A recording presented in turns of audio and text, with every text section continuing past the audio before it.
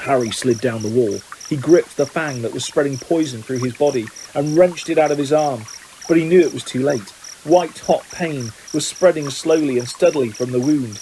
Even as he dropped the fang and watched his own blood soaking his robes, his vision went foggy. The chamber was dissolving in a whirl of dull colour. A patch of scarlet swam past, and Harry heard a soft clatter of claws beside him. "Fawkes," said Harry thickly. "You were brilliant, Fawkes." He felt the bird lay its beautiful head on the spot where the serpent's fang had pierced him. He could hear echoing footsteps, and then a dark shadow moved in front of him. "You're dead, Harry Potter," said Riddle's voice above him. "Dead. Even Dumbledore's bird knows it. Do you see what he's doing, Potter? He's crying." Harry blinked. Fawkes' head slid in and out of focus. Thick, pearly tears were trickling down the glossy feathers. "I'm going to sit here and watch you die, Harry Potter. Take your time. I'm in no hurry." Harry felt drowsy. Everything around him seemed to be spinning. "So ends the famous Harry Potter," said Riddle's distant voice, "alone in the Chamber of Secrets, forsaken by his friends, defeated at last by the Dark Lord he so unwisely challenged. You'll be back with your dear mudblood mother soon, Harry. She bought you 12 years of borrowed time, but Lord Voldemort got you in the end, as you knew he must." Is this dying?" thought Harry. "It's not so bad." Even the pain was leaving him. But was this dying? Instead of going black, the chamber seemed to be coming back into focus. Harry gave his head a little shake, and there was Fawkes, still resting his head on Harry's arm. A pearly patch of tears was shining all around the wound, except there was no wound. "Get away, bird!" said Riddle's voice suddenly. "Get away from him! I said get away!" Harry raised his head. Riddle was pointing Harry's wand at Fawkes. There was a bang like a gun, and Fawkes took flight again in a whirl of gold and scarlet. "Phoenix tears," said Riddle quietly, staring at Harry's arm. "Of course. Healing powers. I forgot." He looked into Harry's face. "But it makes no difference. In fact, I prefer it this way. Just you and me, Harry Potter. You and me." He raised the wand.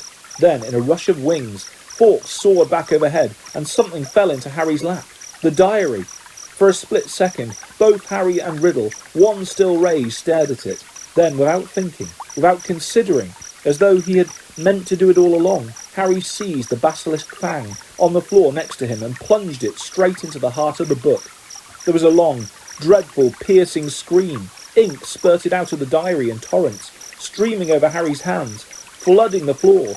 Riddle was writhing and twisting, screaming and flailing, and then he had gone. Harry's wand fell to the floor with a clatter, and there was silence. Silence except for the steady drip, drip of ink still oozing from the diary. The basilisk venom had burned a sizzling hole right through it. Shaking all over, Harry pulled himself up. His head was spinning, as though he'd just travelled miles by flue powder. Slowly, he gathered together his wand and the sorting hat, and with a huge tug, retrieved the glittering sword from the roof of the basilisk's mouth. Then came a faint moan from the end of the chamber. Ginny was stirring. As Harry hurried towards her, she sat up. Her bemused eyes travelled from the huge form of a dead basilisk, over Harry in his blood-soaked robes, then to the diary in his hand. She drew a great, shuddering gasp, and tears began to pour down her face. "Harry, oh Harry, I tried to tell you at breakfast, but I couldn't say it in front of Percy. It was me, Harry, but I swear, I didn't mean to. Riddle made me. He took me over, and how did you kill that thing? Where's Riddle? The last thing I remember is coming out of the diary." "It's all right," said Harry, holding up the diary and showing Ginny the fang hole. "Riddle's finished. Look, him and the basilisk. Come on, Ginny, let's get out of here." "I'm going to be expelled," Ginny wept, as Harry helped her awkwardly to her feet. I've looked forward to coming to Hogwarts ever since Bill came, and now I'll have to leave, and what will Mum and Dad say?" Fawkes was waiting for them, hovering in the chamber entrance. Harry urged Ginny forward and stepped over the motionless coils of the dead basilisk. Through the echoing gloom and back into the tunnel, Harry heard the stone doors close behind them with a soft hiss. After a few minutes' progress up the dark tunnel, a distant sound of slowly shifting rock reached Harry's ears. "Ron!" Harry yelled, speeding up. "Ginny's okay! I've got her!" He heard Ron give a strangled cheer and then turn the next bend to see his eager face staring through the sizable gap he had managed to make in the rock's fall. "Ginny!" Ron thrust an arm through the gap in the rock to pull her through first. "You're alive! I don't believe it. What happened? He tried to hug her, but Ginny held him off, sobbing. But you're okay, Ginny, said Ron, beaming at her. It's over now. Where did that bird come from? Fawkes had swooped through the gap after Ginny. He's Dumbledore's, said Harry, squeezing through himself. And how come you've got a sword? Said Ron, gaping at the glittering weapon in Harry's hand. I'll explain when we get out of here, said Harry, with a sideways glance at Ginny. But later, Harry said quickly.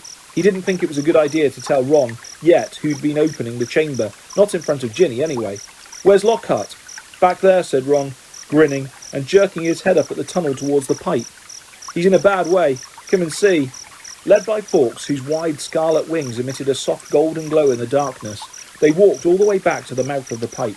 Gilderoy Lockhart was sitting there, humming placidly to himself. His memory's gone, said Ron. The memory charm backfired. Hit him instead of us. Hasn't got a clue who he is, or where he is, or who we are. I told him to come and wait here. He's a danger to himself. Lockhart peered good-naturedly up at them all. Hello, he said. Odd sort of place, this, isn't it? Do you live here? No, said Ron, raising his eyebrows at Harry. Harry bent down and looked up the long, dark pipe. Have you thought how we're going to get back up this? He said to Ron. Ron shook his head, but Fawkes the Phoenix had swooped past Harry and was now fluttering in front of him, his beady eyes bright in the dark. He was waving his long golden tail feathers. Harry looked uncertainly at him. He looks like he wants you to grab hold, said Ron, looking perplexed. But you're much too heavy for a bird to pull up there. Fawkes, said Harry, isn't an ordinary bird. He turned quickly to the others. We've got to hold on to each other. Ginny, grab Ron's hand. Professor Lockhart. He means you, said Ron sharply to Lockhart. You hold Ginny's other hand. Harry tucked the sword and the sorting hat into his belt.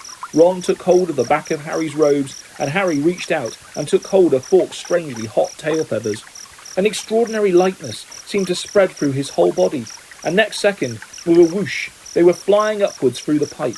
Harry could hear Lockhart dangling below him, saying, Amazing! Amazing! This is just like magic! The chill air was whipping through Harry's hair, and before he stopped enjoying the ride, it was over. All four of them were hitting the wet floor of Moaning Myrtle's bathroom, and as Lockhart straightened his hat, the sink that hid the pipe was sliding back into place. Myrtle goggled at them. You're alive, she said blankly to Harry. There's no need to sound so disappointed, he said grimly, wiping flecks of blood and slime off his glasses. Oh well, I'd just been thinking if you had died, you'd have been welcome to share my toilet, said Myrtle, blushing silver. Said Ron, as they left the bathroom for the dark, deserted corridor outside. Harry, I think Myrtle's got fond of you. You've got competition, Ginny. But tears were still flooding silently down Ginny's face. Where now? Said Ron, with an anxious look at Ginny. Harry pointed. Fawkes was leading the way, glowing gold along the corridor. They strode after him, and moments later found themselves outside Professor McGonagall's office. Harry knocked and pushed the door open. For a moment there was silence as Harry, Ron, Ginny and Lockhart stood in the doorway, covered in muck and slime, and in Harry's case blood. Then there was a scream. Ginny! It was Mrs. Weasley, who had been sitting crying in front of the fire. She leapt to her feet, closely followed by Mr. Weasley, and both of them flung themselves on their daughter. Harry, however, was looking past them. Professor Dumbledore was standing by the mantelpiece, beaming, next to Professor McGonagall, who was taking great steadying gasps, clutching her chest. Fawkes went whooshing past Harry's ear and settled on Dumbledore's shoulder, just as Harry found himself and Ron being swept into Mrs. Weasley's tight embrace. You saved her! You saved her! How did you do it? I think we'd all like to know that, said Professor McGonagall weakly. Mrs. Weasley let go of Harry, who hesitated for a moment, then walked over to the desk and laid upon it the sorting hat, the ruby-encrusted sword, and what remained of Riddle's diary. Then he started telling them everything. For nearly a quarter of an hour he spoke into the rapt silence. He told them about hearing the disembodied voice, how Hermione had finally realised that he was hearing a basilisk in the pipes, how he and Ron had followed the spiders into the forest, that Aragog had told them where the last victim of the basilisk had died, how he had guessed that Moaning Myrtle had been the victim, and that the entrance to the Chamber of Secrets might be in her bathroom. Very well, Professor McGonagall prompted him, as he paused. So you found out where the entrance was, breaking 100 school rules into pieces along the way. I might add, but how on earth did you all get out of there alive, Potter? So Harry, his voice now growing hoarse from all his talking, told them about Fawkes' timely arrival and about the sorting hat giving him the sword. But then he faltered. He had so far avoided mentioning Riddle's diary, or Ginny. She was standing with her head against Mrs. Weasley's shoulder, and tears were still coursing silently down her cheeks. What if they expelled her? Harry thought in panic. Riddle's diary didn't work anymore. How could they prove it had been he who'd made her do it all? Instinctively, Harry looked at Dumbledore, who smiled faintly, the firelight glancing off his half-moon spectacles. "What interests me most," said Dumbledore gently, "is how Lord Voldemort managed to enchant Ginny, when my sources tell me he is currently in hiding in the forests of Albania." Relief, warm, sweeping, glorious relief swept over Harry. "What's that?" said Mr. Weasley in a stunned voice. "You know who? Enchant Ginny? But Ginny hasn't been, has she?" "It was this diary," said Harry quickly, picking it up and showing it to Dumbledore. "Riddle wrote in it when he was 16. Dumbledore took the diary from Harry and peered keenly down his long, crooked nose at its burnt and soggy pages. "Brilliant," he said softly. "Of course. He was probably the most brilliant student Hogwarts had ever seen." He turned around to the Weasleys, who were looking utterly bewildered. "Very few people know that Lord Voldemort was once called Tom Riddle. I taught him myself 50 years ago at Hogwarts. He disappeared after leaving the school, travelled far and wide, sank so deeply into the dark arts, consorted with the very worst of our kind, underwent so many dangerous magical transformations that when he resurfaced as Lord Voldemort, he was barely recognisable. Hardly anyone connected Lord Voldemort with the clever, handsome boy who was once head boy here." "But Ginny," said Mrs. Weasley, "what's our Ginny got to do with him?" "His diary," Ginny sobbed. I've been writing in it, and he's been writing back all year."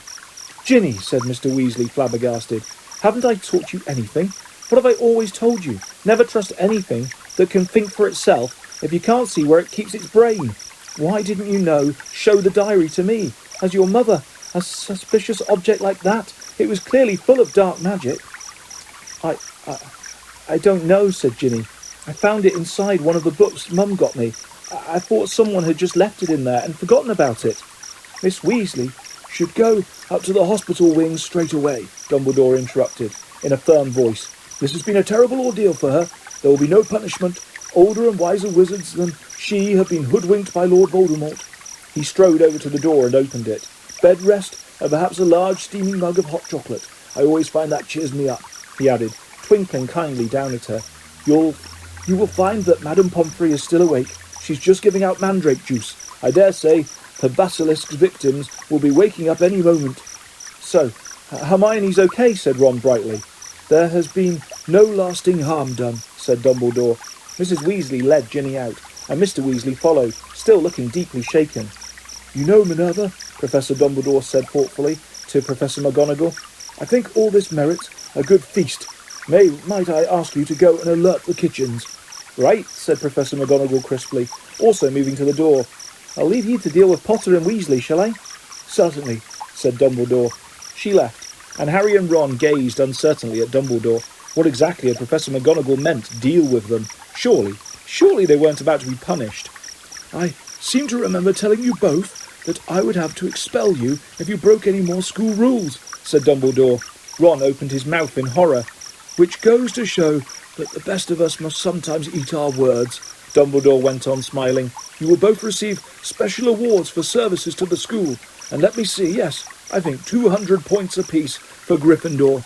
Ron went as brightly pink as Lockhart's Valentine flowers and closed his mouth again. "But one of us seems to be keeping mightily quiet about his part in this dangerous adventure," Dumbledore added. "Why so modest, Gilderoy?" Harry gave a start. He had completely forgotten about Lockhart. He turned and saw that Lockhart was standing in a corner of the room, still wearing his vague smile. When Dumbledore addressed him, Lockhart looked over his shoulder to see who he was talking to. "Professor Dumbledore," Ron said quickly, "there was an accident down in the Chamber of Secrets. Professor Lockhart—" "Am I a professor?" said Lockhart in mild surprise. "Goodness, I expect I was hopeless, was I?" "He tried to do a memory charm, and the wand backfired," Ron explained quietly to Dumbledore. "Dear me," said Dumbledore, shaking his head, his long silver moustache quivering. "Impaled upon your own sword, Gilderoy." "Sword?" said Lockhart dimly. "Haven't got a sword. That boy has, though." He pointed at Harry. "He'll lend you one." "Would you mind taking Professor Lockhart up to the hospital wing too?" Dumbledore said to Ron. "I'd like a few more words with Harry." Lockhart ambled out. Ron cast a curious look back at Dumbledore, and Harry, as he closed the door, Dumbledore crossed to one of the chairs by the fire. "Sit down, Harry," he said, and Harry sat, feeling unaccountably nervous. "First of all, Harry, I want to thank you," said Dumbledore, eyes twinkling again. "You must have shown me real loyalty down in the chamber. Nothing but that would have called Fawkes to you." He stroked the phoenix, which had fluttered down onto his knee. Harry grinned awkwardly as Dumbledore watched him.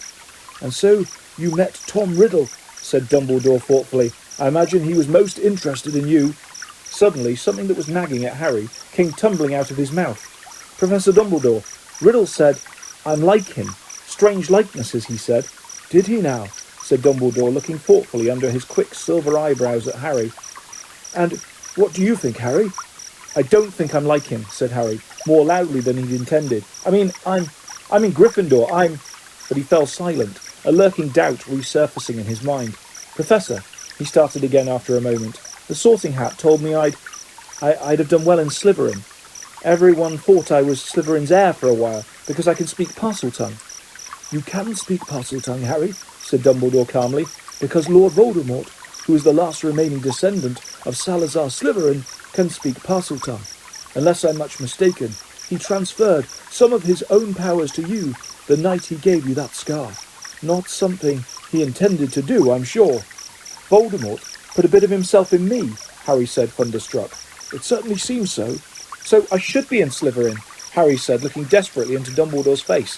"The Sorting Hat could see Slytherin's power in me, and it—" "Put you in Gryffindor," said Dumbledore calmly. "Listen to me, Harry. You happen to have many qualities Salazar Slytherin prized in his hand-picked students. His own very rare gift, Parseltongue, resourcefulness, determination, a certain disregard for rules," he added, his moustache quivering again. "Yet the Sorting Hat placed you in Gryffindor. You know why that was. Think." It only put me in Gryffindor," said Harry in a defeated voice, "because I asked not to go in Slytherin." "Exactly," said Dumbledore, beaming once more, "which makes you very different from Tom Riddle. It is our choices, Harry, that show what we truly are, far more than our abilities." Harry sat motionless in his chair, stunned. "If you want proof, Harry, that you belong in Gryffindor, I suggest you look more closely at this." Dumbledore reached across to Professor McGonagall's desk, picked up the blood-stained silver sword, and handed it to Harry. Dully, Harry turned it over, the rubies blazing in the firelight, and then he saw the name engraved just below the hilt, Godric Gryffindor. "Only a true Gryffindor could have pulled that out of the hat, Harry," said Dumbledore simply. For a minute, neither of them spoke. Then Dumbledore pulled open one of the drawers in Professor McGonagall's desk and took out a quill and a bottle of ink. "What do you need, Harry? Is some food and sleep. I suggest you go down to the feast, while I write to Azkaban. We need our gamekeeper back, and I must draft an advertisement for the Daily Prophet too," he added thoughtfully. "We'll be needing a new defence against the dark arts teacher. Dear me, we do seem to run through them, don't we?" Harry got up and crossed to the door. He had just reached for the handle, however, when the door burst open so violently that it bounced back off the wall. Lucius Malfoy stood there, fury in his face, and cowering under his arm, heavily wrapped in bandages, was Dobby. "Good evening, Lucius," said Dumbledore patiently and pleasantly. Mr. Malfoy almost knocked Harry over as he swept into the room. Dobby went scurrying in after him, crouching at the hem of his cloak, a look of abject terror on his face. "So," said Lucius Malfoy, his cold eyes fixed on Dumbledore, "you've come back. The governor suspended you, but you still saw fit to return to Hogwarts." "Well, you see, Lucius," said Dumbledore, smiling serenely, "the other 11 governors contacted me today.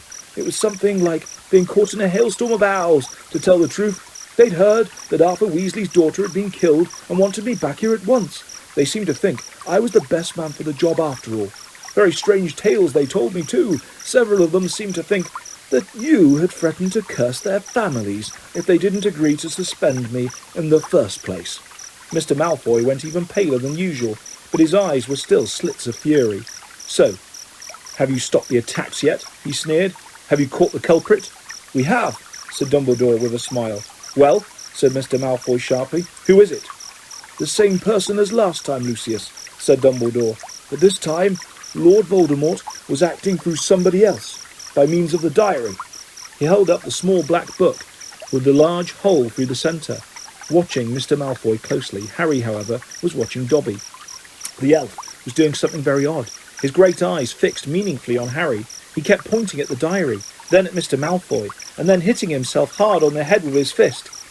"I see," said Mr. Malfoy slowly to Dumbledore. "A clever plan," said Dumbledore in a level voice, still staring Mr. Malfoy straight in the eye. "Because if Harry here—" Mr. Malfoy shot Harry a swift, sharp look. "And his friend Ron hadn't discovered this book, why, Ginny Weasley might have taken all the blame. No one would ever have been able to prove she hadn't acted of her own free will." Mr. Malfoy said nothing. His face was suddenly mask-like. "And imagine," Dumbledore went on, "what might have happened then. The Weasleys are one of the most prominent pure-blood families. Imagine the effect on Arthur Weasley and his Muggle Protection Act, if his own daughter was discovered attacking and killing Muggle-borns. Very fortunate the diary was discovered, and Riddle's memories wiped from it. Who knows what the consequences might have been otherwise?" Mr. Malfoy forced himself to speak. "Very, fortunate," he said stiffly. And still behind his back Dobby was pointing, first to the diary, then to Lucius Malfoy, then punching himself in the head. And Harry suddenly understood. He nodded at Dobby, and Dobby backed into a corner, now twisting his ears in punishment. "Don't you want to know how Ginny got hold of that diary, Mr. Malfoy?" said Harry. Lucius Malfoy rounded on him. "How should I know how the stupid little girl got hold of it?" he said. "Because you gave it to her," said Harry, "in flourish and blots. You picked up her old Transfiguration book and slipped the diary inside, didn't you?" He saw Mr. Malfoy's white hands clench and unclench. "Prove it," he hissed. "Oh, no one will be able to do that," said Dumbledore, smiling at Harry. "Not now Riddle has vanished from the book. On the other hand, I would advise you, Lucius, not to go giving out any more of Lord Voldemort's old school things. If any more of them find their way into innocent hands, I think Arthur Weasley, for one, will make sure they are traced back to you." Lucius Malfoy stood for a moment, and Harry distinctly saw his right hand twitch, as though he was longing to reach for his wand. Instead, he turned to his house elf. "We're going, Dobby." He wrenched open the door, and as the elf came hurrying up to him, he kicked him right through it. They could hear Dobby squealing with pain all the way along the corridor.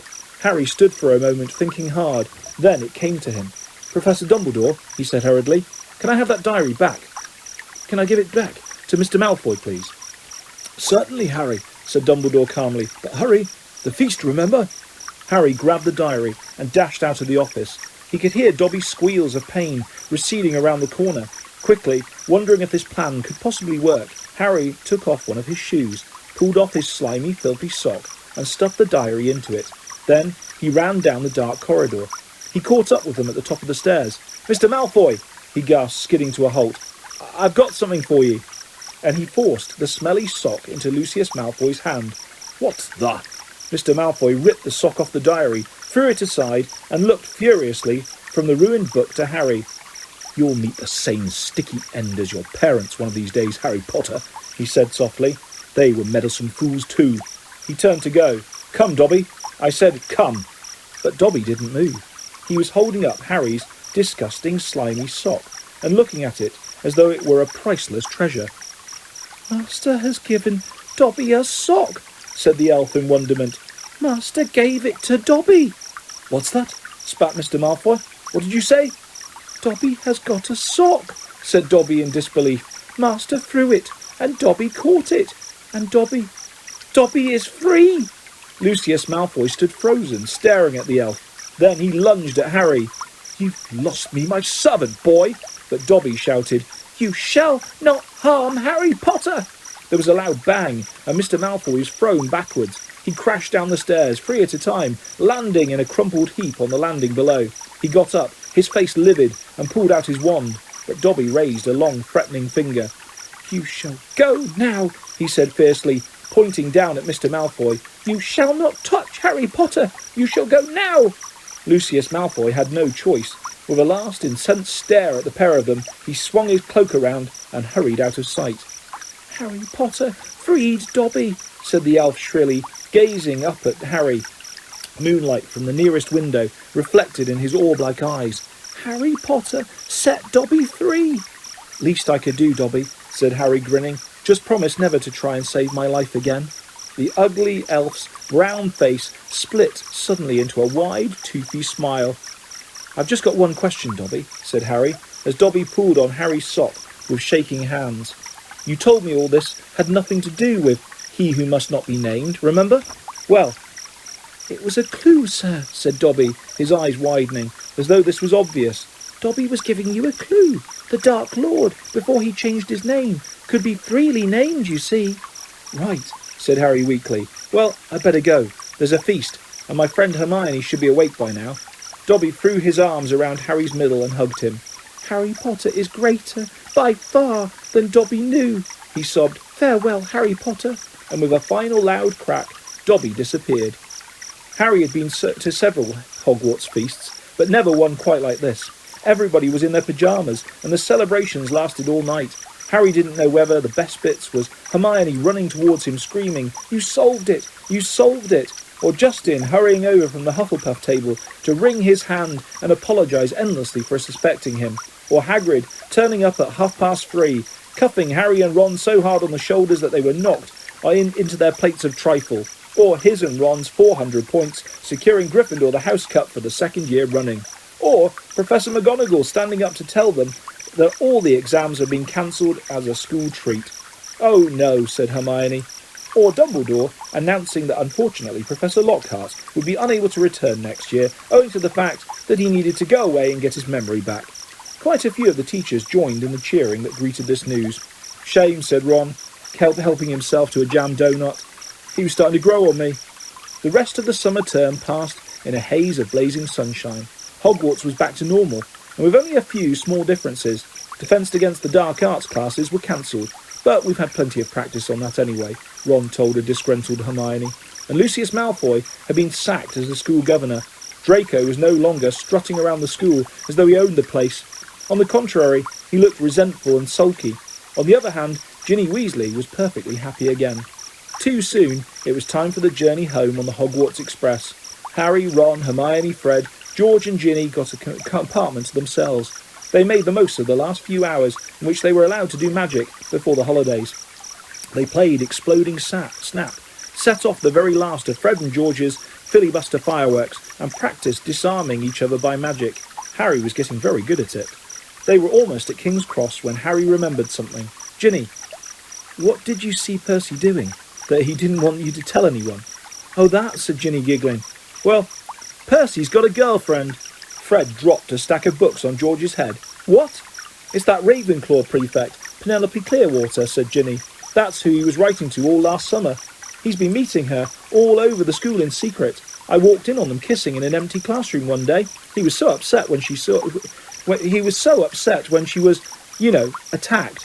You won't tease him, will you? She added anxiously. Wouldn't dream of it, said Fred, who was looking as if his birthday had come already. Definitely not, said George, sniggering. The Hogwarts Express slowed and finally stopped. Harry pulled out his quill and a bit of parchment and turned to Ron and Hermione. This is called a telephone number, he told Ron, scribbling it twice, tearing the parchment in two and handing it to them. I told your dad how to use a telephone last summer. He'll know. Call me at the Dursleys, okay? I can't stand another 2 months with only Dudley to talk to. Your aunt and uncle will be proud though, won't they? Said Hermione, as they got off the train and joined the crowd, thronging towards the enchanted barrier. When they hear what you did this year. Proud, said Harry. Are you mad? All those times I could have died, and I didn't manage it. They'll be furious. And together they walked back through the gateway to the Muggle world. And that is the end of Harry Potter and the Chamber of Secrets by J.K. Rowling.